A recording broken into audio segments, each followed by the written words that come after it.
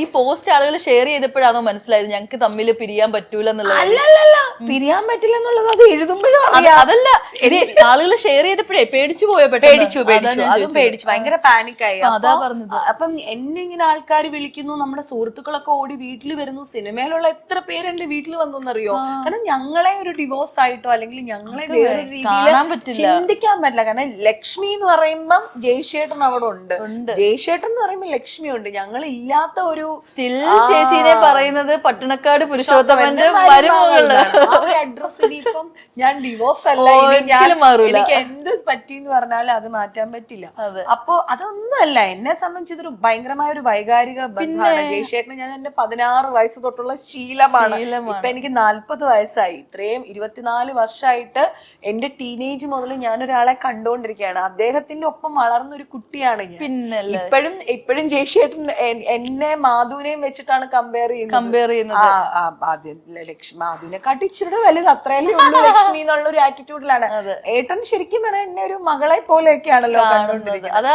ഏട്ടനെ ഭയങ്കര എഫക്ട് ചെയ്തിരുന്നു. ചേട്ടൻ അതായത് ഒരു 16 വയസ്സ് ഒരു ഒന്നും ഇല്ലാത്ത ഒരു കുട്ടീനെ വളർത്തി വലുതാക്കി എടുത്തു ഏട്ടന്റെ ഇഷ്ടത്തിന്. ഏട്ടൻ്റെതായ ഇഷ്ടത്തിൽ എന്നെ മോൾഡ് ചെയ്ത് എടുക്കുകയാണ് ചെയ്തത്. ചേച്ചിയുടെ ഒരു ചൈൽഡിഷ് വേർഷൻ കാണണമെങ്കിൽ അപ്പൊ ഏട്ടനാണ് ചൈൽഡിഷ് അല്ല, എല്ലാത്തരം വെച്ചാൽ മതി. അപ്പൊ ഏട്ടനടുത്ത് ചോദിക്കും, ലക്ഷ്മി ഏറ്റവും നന്നായിട്ട് എന്താ ഉണ്ടാക്കുന്നതെന്ന് ചോദിച്ചാൽ വഴക്ക്. പിന്നെ ഒരു കാര്യമുണ്ട്, ഈ പബ്ലിക്കിന്റെ അടുത്തൊന്നും വഴക്കിടില്ല, ഒന്നുമില്ല. ഇവിടുന്നൊക്കെ എന്തെങ്കിലുമൊക്കെ കിട്ടിക്കഴിഞ്ഞാൽ അതൊക്കെ എടുത്തു വെച്ചിട്ട് കംപ്ലീറ്റ് അങ്ങോട്ട് അയച്ചെറിയുന്നു. അപ്പൊ എന്ത് സംഭവിച്ചു അവിടെ, എന്താ ഉണ്ടായേ, ഓ അങ്ങനെയാണോ എന്നൊക്കെ ചോദിക്കും. ഏട്ടനറിയാം ഞാൻ ഇങ്ങനെ പറയുമ്പോ എനിക്ക് എന്തോ ഫീൽ ചെയ്യുന്ന കാര്യം ഉണ്ടായിട്ടുണ്ട്. അപ്പൊ എല്ലാത്തരം ഇമോഷൻസും എക്സ്പ്രസ് ചെയ്യുന്ന, ഇനി ഒരാൾക്ക് ക്ഷമിക്കാൻ പറ്റാത്തൊരു കാര്യമാണെങ്കിൽ പോലും അതും ചെന്ന് പറയുന്ന ഒരു സ്ഥലമാണ് ജയ്ഷേട്ടൻ. എന്റെ ഒരു കോടതി, എന്റെ സ്കൂൾ അധ്യാപകൻ, അല്ലെങ്കിൽ എന്റെ അച്ഛൻ, എന്റെ ഹസ്ബൻഡ്, എല്ലാം ഫ്രണ്ട്, എല്ലാം ഏട്ടനാണ്. എല്ലാം അവിടെയാണ്. അപ്പൊ ഏട്ടന് ഭയങ്കര ഹേർട്ട് ചെയ്തു, ഏട്ടന് ഭയങ്കര വിഷമായി. ഏട്ടനെന്ന് വെച്ചാല് അപ്പൊ തന്നെ ആൾക്കാർ ഇങ്ങനെ വിളിച്ചിരിക്കുമ്പോ ലക്ഷ്മിയോ എന്നെയോ ഡിവോഴ്സോ, ഞാൻ അറിഞ്ഞില്ലല്ലോ, ഞാൻ വീട്ടിൽ നിന്നാണല്ലോ വന്നത്. എനിക്ക് ഏട്ടൻ ഇത്രയും വിഷമിക്കുന്നുണ്ടെന്ന് സത്യത്തിൽ എനിക്കറിയില്ല. ഞാൻ അത് ഇട്ടു, അത് ഡിലീറ്റ് ചെയ്തു, എന്റെ ഫൂളിഷ്നെസ് അത് ഡിലീറ്റ് ചെയ്തു, അത് കളഞ്ഞു. പക്ഷേ ഏട്ടന് ഇപ്പോഴും വിദ്യാധരൻ മാഷിനെ പോലെയുള്ള ആൾക്കാര് ഒക്കെ ഏട്ടനെ വിളിച്ചിട്ട് കംപ്ലീറ്റ് അച്ഛന്റെ സുഹൃത്തുക്കളൊക്കെ ഇങ്ങനെ വിളിച്ച് ചോദിക്കുമ്പം ഏട്ടന് ഇപ്പോഴും ഭയങ്കര ഒരു വിഷമാണ്. പിന്നെ എവിടെ പോകുമ്പോഴോ നിങ്ങൾ ഡിവോഴ്സ് ആയില്ലേ, ഡിവോഴ്സ്. അപ്പൊ ഏട്ടൻ പിന്നെ ആവണോ എന്ന് ചോദിക്കും, ഏട്ടൻ ചോദിക്കും. അങ്ങനെയൊന്നും ഉണ്ടാവാതിരിക്കട്ടെ, സന്തോഷമായിട്ട് പോട്ടെ. അതെ, ഇനി അങ്ങനെ ഒരു പോസ്റ്റ് ഇടരുത്. അങ്ങനെ പോസ്റ്റ് അല്ല, അതിനുശേഷം എനിക്കൊന്നും ഞങ്ങൾ തമ്മിൽ വഴക്ക് പോലും ഇടും. അയ്യോ, അങ്ങനെ ടച്ച് അങ്ങനെ തന്നെ പോട്ടെ. അതെ, പിണങ്ങാൻ പേടിയായി. അതിനുശേഷം ഈ ഫോട്ടോസ് പോസ്റ്റ് ചെയ്ത് കഴിഞ്ഞു കഴിഞ്ഞാൽ നെക്സ്റ്റ് ഡേ അടി ഉണ്ടാവും പൊതുവെ ഒരു ഉണ്ട് കേട്ടോ. അത് അച്ചിട്ടായിട്ടുള്ള കാര്യം. ഞങ്ങൾക്ക് ഇപ്പം ഫോട്ടോസ് ഇടാൻ സത്യം പറഞ്ഞാൽ പേടിയാ, കണ്ണുവിടുന്ന പോലെ ഒരു അനുഭവം ഉണ്ട്. അതുപോലെ തന്നെ കുഞ്ഞിന്റെ മാധുവിന്റെ ഒക്കെ ഫോട്ടോ ഇട്ട് കഴിയുമ്പോഴത്തേന് മാധുവിന് പനി വരിക, അസുഖം വരിക, ഭയങ്കര ബുദ്ധിമുട്ടാണ്. എനിക്ക് മാധുവിന്റെ ഫോട്ടോസ് ഒന്നും ഇടുന്നത് സത്യം പറഞ്ഞാൽ ഇഷ്ടമല്ല. ദൃഷ്ടി ആൾക്കാർക്ക് എപ്പോഴും ഇല്ലേ, നന്നായി ഇരിക്കുന്നു എന്ന് കേൾക്കാൻ ആൾക്കാർക്ക് ഇഷ്ടമല്ല. ഇപ്പോഴത്തെ ഒരു നെഗറ്റീവ് കേൾക്കാനാണ് ഇഷ്ടം. അപ്പൊ ഞങ്ങൾ ഒരുമിച്ചുള്ള ഫോട്ടോസ് കാണാനും ഇഷ്ടമുണ്ടാവില്ലായിരിക്കും. അപ്പൊ ചേച്ചി ശ്രദ്ധിച്ചോ, ഇപ്പൊ ചേച്ചി ഇപ്പം നിങ്ങൾ ഒന്നിച്ചുള്ള ഒരു ഫോട്ടോ ഇടുന്നതിനേക്കാളും കൂടുതൽ കമന്റ്സും കോളും വന്നത് ഡിവോഴ്സ് എന്നുള്ള സംഭവം. അയ്യോ സത്യം എത്ര കല്യാണാലോചനകളോ അതിനിടയ്ക്ക് അതും നടന്നു. അപ്പൊ ഞാൻ ഓർത്തു, അപ്പൊ ഏട്ടനും ചെന്നുണ്ടാവും, പവറാണോ അറിയില്ല. അപ്പൊ ഏട്ടൻ പറഞ്ഞു, എനിക്കും ഇനി ഇവളെക്കാട്ടിലും നല്ലൊരു ഭാര്യ കിട്ടുവാണെങ്കിൽ കിട്ടട്ടെ എന്ന് ഞാനും വിചാരിച്ചു. ഏട്ടന്റെ ഫ്രണ്ട്സിന്റെ അടുത്ത് തമാശയായിട്ട് പറയും. വശ്യഗന്ധി നമ്മള് തമാശക്ക് പറഞ്ഞാണെങ്കിലും അത് ഭയങ്കര വശ്യഗന്ധി തന്നെയാട്ടോ. ഞാൻ ചേച്ചിയെ പെർഫ്യൂം അടിച്ചപ്പോഴത്തേക്ക് ഇങ്ങനെ എന്റെ 3ാമത്തെ ബോട്ടിലായിപ്പോ ഞാൻ അതിന് ഭയങ്കര അഡിക്റ്റഡ് ആണ്. അതായത് താത്താതേ ഊർമിള ഉണ്ണി ആന്റി ഞങ്ങൾ ഒരുമിച്ച് സിനിമ ചെയ്യുന്ന സമയത്ത് തന്നെ പുള്ളിക്കാരി ഇത് സെയിലിംഗ് ഒക്കെ ഇപ്പോഴല്ലേ തുടങ്ങിയത്, അതിന് മുൻപ് തന്നെ പുള്ളിക്കാരി ഇതാണ് പിന്നെ ഇവരുടെ കുടുംബത്തിൽ ഉണ്ടാക്കുന്ന സാധനമാണ്. അപ്പൊ അത് ഉപയോഗിച്ചിട്ടാണ് താത്താത്തൈ വരിക. അപ്പം താത്താത്തൈ എന്നാ വിളിക്കുന്നത് ഊർമിള ഉണ്ണി ആന്റി. അപ്പം ഇങ്ങനെ വരുമ്പോ തന്നെ എന്തൊരു മണമാണ്. ഞാനിങ്ങനെ കെട്ടിപ്പിടിച്ച് ഉമ്മ കൊടുത്ത് ഇങ്ങനെ ഇരിക്കുവായിരുന്നു. എനിക്ക് ഭയങ്കര ഇഷ്ടമാണ് ആ മണം. അപ്പൊ അത് വിപണിയിൽ ഇറക്കി എന്ന് പറഞ്ഞപ്പോ ഏറ്റവും കൂടുതൽ സന്തോഷിച്ചത് ചേച്ചിയാ. ഇപ്പൊ എന്റെ 3ാമത്തെ ബോട്ടിൽ ഇപ്പൊ അവര് തൈലവും ഇറക്കുന്നു. അപ്പൊ എനിക്ക് അതും വേണം എന്ന് പറഞ്ഞിട്ട് ഞാൻ ഇരിക്കുക. ഞാൻ നേരത്തെ അടിച്ചപ്പോഴത്തേക്ക് മറ്റേ പനേന്നൊക്കെ യക്ഷി ഇറങ്ങി വരുന്നൊരു മണം, അതേപോലെ മനസ്സിലാവുന്നില്ല സംഭവം. ഒരു പ്രത്യേകതരം ഒരു മതിപ്പിക്കുന്ന ഉന്മാദം ഉണ്ടാക്കുന്ന ഒരു ഗന്ധം. സത്യം ചേച്ചി. അതേപോലെ ചേച്ചി ഇനി എനിക്കൊന്നൊരു 10 വർഷം കഴിഞ്ഞാലും ഏതൊരു ബിഗ് ബോസ് സീസൺ വന്നാലും ഒരു തവണയെങ്കിലും ഒരു കമന്റ് ബോക്സിലെങ്കിലും ഒരു റിവ്യൂവർ എങ്കിലും പറയാതെ പോകത്തില്ല. ആണല്ലേ? ഞാൻ അത്രത്തോളം നോക്കാറില്ല. കറക്റ്റ് എല്ലാവരും. ഞാൻ കഴിഞ്ഞ ദിവസം കണ്ടു ഏതോ ഒരു കണ്ടസ്റ്റന്റിനെ ചേച്ചിനെ വെച്ച് കമ്പയർ ചെയ്ത ആളുകൾ ലക്ഷ്മി പ്രിയനൊക്കെ വെച്ചിട്ടാണോ കമ്പയർ ചെയ്യുന്നത്? പുള്ളിക്കാരത്തെയൊക്കെ മറ്റേ മാസ്റ്റർ പ്ലെയർ ആയിരുന്നു. ശരിക്കും ചേച്ചി ഒരു ഗെയിം പ്ലാനോട് കൂടിയാണോ ചേച്ചി?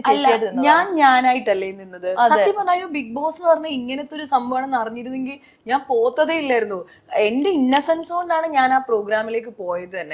ഞാൻ ഷോസ് കണ്ടിട്ടുണ്ടെങ്കിൽ ഡെഫിനറ്റ് ആയിട്ട് ഞാൻ പറയാം ഞാൻ പോവില്ലായിരുന്നു. പക്ഷെ ഞാൻ കണ്ടിട്ടില്ല. ഞാനായിട്ട് സത്യത്തില് ആദ്യമൊക്കെ ഇത് എങ്ങനെയാ ബിഹേവ് ചെയ്യേണ്ടത് സത്യത്തിൽ എനിക്ക് അറിയില്ല. കാരണം വെച്ചാൽ എനിക്ക് ദേഷ്യം വരുന്നുണ്ട്, എനിക്ക് സങ്കടം വരുന്നുണ്ട്. അപ്പൊ എനിക്കിത് ഇങ്ങനെ ചെയ്യാമോ, ഇങ്ങനെ റെസ്പോണ്ട്, ഞാൻ വളരെ ക്വിക്കായിട്ട് റെസ്പോണ്ട് ചെയ്യുന്ന ഒരാളാണ്. അപ്പം ഇങ്ങനെ റെസ്പോണ്ട് ചെയ്യാമോ എന്നൊന്നും എനിക്ക് അറിയില്ലായിരുന്നു. പക്ഷെ എപ്പോഴും ഞാൻ റെസ്പോണ്ട് ചെയ്തപ്പോ തന്നെ ലാലേട്ടൻ വന്നിട്ട് ആ ഒരു എപ്പിസോഡിൽ ഇങ്ങനെ പറയാം ഇങ്ങനെയാണ് കളിക്കേണ്ടതെന്ന് പ്രേക്ഷകർ എല്ലാരും പറയുന്നു. അപ്പോഴാണ് എനിക്ക് ഇതിലൊരു ട്രാക്ക് മനസ്സിലാകുളം എന്ന് എനിക്ക് മനസ്സിലായത്. ശരിക്കും അപ്പോഴാണ് ശരിക്കും എനിക്ക് നിങ്ങളുടെ ഒരു സീസണിലേ ഉള്ളൂ ഇത്രയും വേഴ്സറ്റൈൽ ആയിട്ടുള്ള ക്യാരക്ടേഴ്സ് ഉള്ള ആളുകൾ.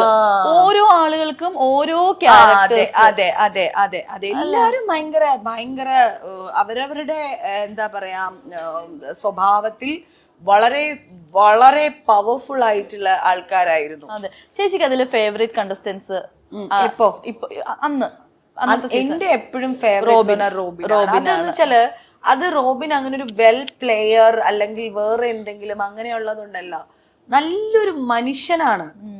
ആ ഒരു മനുഷ്യത്വം ഞാൻ കണ്ട് അനുഭവിച്ചിട്ടുള്ളത് കൊണ്ട് മാത്രമാണ് ഇപ്പോഴും അവനെ ഞാൻ എന്റെ അനിയനായിട്ട് അങ്ങ് സ്വയം സ്വീകരിക്കുകയാണ് ചെയ്തത്. ഇപ്പോഴും അതിന് ഒരു 0.1% പോലും താഴോട്ട് എനിക്ക് പോകാൻ പറ്റിയിട്ടില്ല. ഞങ്ങളുടെ റിലേഷൻ, ഞങ്ങളുടെ ബോണ്ടിങ് അതുപോലെ ഞങ്ങൾ കൊണ്ടു നടക്കുന്നുണ്ട്. ചേച്ചി ഇത്തവണത്തെ ഈ കഴിഞ്ഞ വീക്കെൻഡ് എപ്പിസോഡിൽ ലാലേട്ടൻ ഇപ്പോഴത്തെ കണ്ടസ്റ്റൻസിനോട് ഒരു ക്വസ്റ്റ്യൻ ചോദിച്ചിരുന്നു. അതായത് നിങ്ങൾ അവിടെ ചെയ്തൊരു പ്രവൃത്തിയിൽ നിങ്ങൾക്ക് റിഗ്രറ്റ് തോന്നുന്ന ഒരു കാര്യവും പ്രേക്ഷകർ നിങ്ങളെ സ്വീകരിച്ചതിനുള്ള റീസണും ചോദിച്ചിട്ടുണ്ടായിരുന്നു. ആ 2 റീസൺ ചേച്ചിനോട് ചോദിച്ചാൽ ചേച്ചി എന്തൊക്കെ പറയും? അവിടെ ചെയ്തതിൽ വെച്ചിട്ട് ഒന്ന് പോയി അതൊന്ന് ചേഞ്ച് ചെയ്യാം, ഞാൻ അങ്ങനെ ചെയ്യണ്ടായിരുന്നു എന്ന് മനസ്സിൽ തോന്നിയിട്ടുള്ള എന്തെങ്കിലും ഉണ്ടോ? എനിക്ക് ചേഞ്ച് ചെയ്യണമായിരുന്നു, അങ്ങനെ വേണ്ടിയിരുന്നില്ല എന്ന് തോന്നിയത് ഞാൻ പറഞ്ഞ ഒരു വാക്ക് ഭയങ്കരമായിട്ട് തെറ്റിദ്ധരിക്കപ്പെട്ട് പോയിട്ടുണ്ടായിരുന്നു. മാനുഫാക്ചറിങ് ഡിഫക്റ്റ് എന്ന് പറയുന്നത് അത് ശരിക്കും പറഞ്ഞാൽ അവന്റെ സ്വഭാവത്തിനെയാണ് ഞാൻ ഉദ്ദേശിക്കുന്നത്. എടാ നീ ഒരാളുടെ ക്രൂരമായിട്ട് പെരുമാറുന്നു, മനസ്സിലായി, അയാളുടെ ഒരു സ്വഭാവം അല്ലേ. അത് ആ ഒരു സെൻസിൽ, അതായത് ഇപ്പൊ നമ്മള് മേക്കപ്പ് ചെയ്യുമ്പോൾ, ഞാൻ അപ്പൊ പറയുന്നത് തന്നെ ഇപ്പോഴും പറയാം, നമ്മള് മേക്കപ്പ് ചെയ്യുമ്പോൾ മൂക്ക് വളഞ്ഞിട്ടാണ് ഇരിക്കുന്നത്, ഓ ഇത് മാനുഫാക്ചറിങ് ഡിഫക്റ്റ് ആണോ നമ്മൾ തമാശയായിട്ട് പറയില്ലേ. അത്രയും ഞാൻ അതിന് ആ ഒരു ലാഘവത്തിലാണ് ഞാൻ പറയുന്നത്. നിന്റെ സ്വഭാവം കൊള്ളാത്തത്, നിനക്ക് ജന്മത്തിലെ നീ ഇങ്ങനത്തെ ഒരു സ്വഭാവമാണ്, ഹേർട്ട് ചെയ്യണമല്ലോ. നിങ്ങൾ ആലോചിച്ച് നോക്കൂ, അവൻ ഹേർട്ട് ചെയ്തതിന്റെ ഒരു 10,000-ൽ 1 അംശം ഞാൻ തിരിച്ച് ഹേർട്ട് ചെയ്തിട്ടുണ്ടോ? പിന്നെ ചേച്ചി കെട്ടിപ്പിടിച്ച് ആ വാക്ക് ഭയങ്കരമായിട്ട് പോയി. അതുകൊണ്ടാണ് റിയാസിനെ ഞാൻ 2 പ്രാവശ്യം ഇമിറ്റേറ്റ് ചെയ്തപ്പോ റിയാസിന് അത് സഹിക്കാൻ പറ്റിയിട്ടില്ല. അതുപോലെ റിയാസിനെ ഞാനായിട്ട് റിയാസിനെ മേക്കപ്പ് ചെയ്ത് ഒരുക്കി ഞാൻ ഇറക്കണമെങ്കിൽ എനിക്ക് അവനോട് അല്ല ഇടിച്ചിട്ട് കൊടുക്കല്ല, റിയാസിന് കോസ്റ്റ്യൂം ബാത്റൂമിൽ കൊണ്ടുപോയിട്ട് ഉടുപ്പിച്ച് അവനൊരു പെറ്റിക്കോട്ട് പോലെ ഒരു ബനിയനൊക്കെ ഇട്ടിട്ടാണ് പിന്നെ ബ്ലൗസ് ഒക്കെ ഇട്ടത്. ഇത് ഇങ്ങനെ പറ്റില്ല എന്ന് പറഞ്ഞിട്ട് ഞാനാണ് വാഷ്റൂമിൽ കൊണ്ടുപോയി അവനെ കോസ്റ്റ്യൂം ചെയ്ത് മേക്കപ്പ് ചെയ്ത് കൊടുത്തു, എന്താ പറയാ മുടി കുങ്കുമം വെച്ചു കൊടുത്തു. ഞാൻ ഇങ്ങനെയല്ല, ഞാൻ ഇങ്ങനെയാ സാരി ഉടുക്കാന്നുള്ള സാരിയൊക്കെ ഉടുപ്പിച്ചു കൊടുത്ത് ഒരുക്കി ഇറക്കി കൊടുത്തത് ഞാനല്ലേ. എനിക്ക് എന്തെങ്കിലും പ്രശ്നം ഉണ്ടെങ്കിൽ ഞാൻ അങ്ങനെ ചെയ്യോ. എന്നിട്ട് എന്ത് ചെയ്തു, ഞാൻ അവനെ ഇമിറ്റേറ്റ് ചെയ്തതും ഇല്ല. അപ്പം എന്റെ മനസ്സിൽ ആ ഒരു സ്നേഹം ഉള്ളത് കൊണ്ടാണ് ഞാൻ ഇമിറ്റേറ്റ് ചെയ്തത്. റിയാസിന്റെ ഗ്രാഫ് ചേഞ്ച് ആയത് ആ ഒറ്റ എപ്പിസോഡില. പക്ഷേ എനിക്കത് തിരിച്ചു ചെയ്യാൻ അറിയാൻ പാടില്ലാഞ്ഞിട്ടല്ലല്ലോ ഞാനത് വിട്ടുകൊടുത്തു. എൻജോയ് ചെയ്തിരുന്നു. തീർച്ചയായിട്ടും എൻജോയ് ചെയ്തു. ഞാനെന്ന് വെച്ചാൽ ഈ കോമഡി ട്രോള് ആരോഗ്യപരമായതെല്ലാം ആസ്വദിക്കുന്ന ഒരു മനുഷ്യനെ കുത്തി നോവിപ്പിക്കുന്നതല്ല. അപ്പം അതെല്ലാം ആസ്വദിക്കുന്ന ഒരാളാണ്. അപ്പം അതാണ് എനിക്ക് ഞാൻ പറഞ്ഞ വാക്ക് തെറ്റിപ്പോയി, തെറ്റിദ്ധരിക്കപ്പെട്ടു പോയി എന്നുള്ളത് ആ ഒരൊറ്റ വാക്ക് മാത്രമേ എനിക്ക് വേഷമായിട്ടുള്ളൂ. പിന്നെ എന്താ ചോദിച്ചാൽ അടുത്തത് എന്തായിരുന്നു രണ്ടാമത്തെ? ആളുകൾ ചേച്ചിനെ സ്വീകരിക്കാൻ, അതായത് 100 സ്വീകരിക്കാൻ കാരണം എന്റെ ജെനുവിനിറ്റി തന്നെയാണ്. അതായത് എനിക്കൊരു PR ഉണ്ടായിരുന്നില്ല, എനിക്ക് ഫാൻ പേജസ് വളരെ കുറച്ച് ഫാൻ പേജസ് മാത്രമാണുള്ളത്. എനിക്ക് വോട്ട് ചെയ്തതൊക്കെ വീട്ടമ്മമാരാണ്, അമ്മൂമ്മമാരാണ്, അപ്പൂപ്പന്മാരാണ്, അച്ഛന്മാരാണ്, പ്രായമുള്ളവരാണ്, കുടുംബങ്ങളിൽ നിന്ന് വന്നാണ്. അവരെല്ലാവരും അത്രത്തോളം സോഷ്യൽ മീഡിയയിൽ ആക്റ്റീവ് ആയിട്ടുള്ളവരൊന്നും ആയിരുന്നില്ല. അത്രയും ദിവസവും ലക്ഷ്മിപ്രിയ എന്ന് പറയുന്ന ഞാൻ നിന്നു എങ്കിൽ അത് തീർച്ചയായിട്ടും എന്റെ ജെനുവിനിറ്റി കൊണ്ടാണ്. ഞാൻ എന്റെ ജീവിതത്തിൽ എങ്ങനെയാണോ അത് തന്നെയാണ് ഞാൻ അവിടെ നിന്നിട്ടുള്ളത്. എന്താ പറയാ, ഒരു കൃത്യനിഷ്ഠയുള്ള ഒരാളാണ്, പേഴ്സണൽ ഹൈജീനെ കുറിച്ച് വളരെ ബോധമുള്ള ഒരാളാണ്, വൃത്തിബോധം, ഈ ഇരിക്കുന്ന പരിസരം.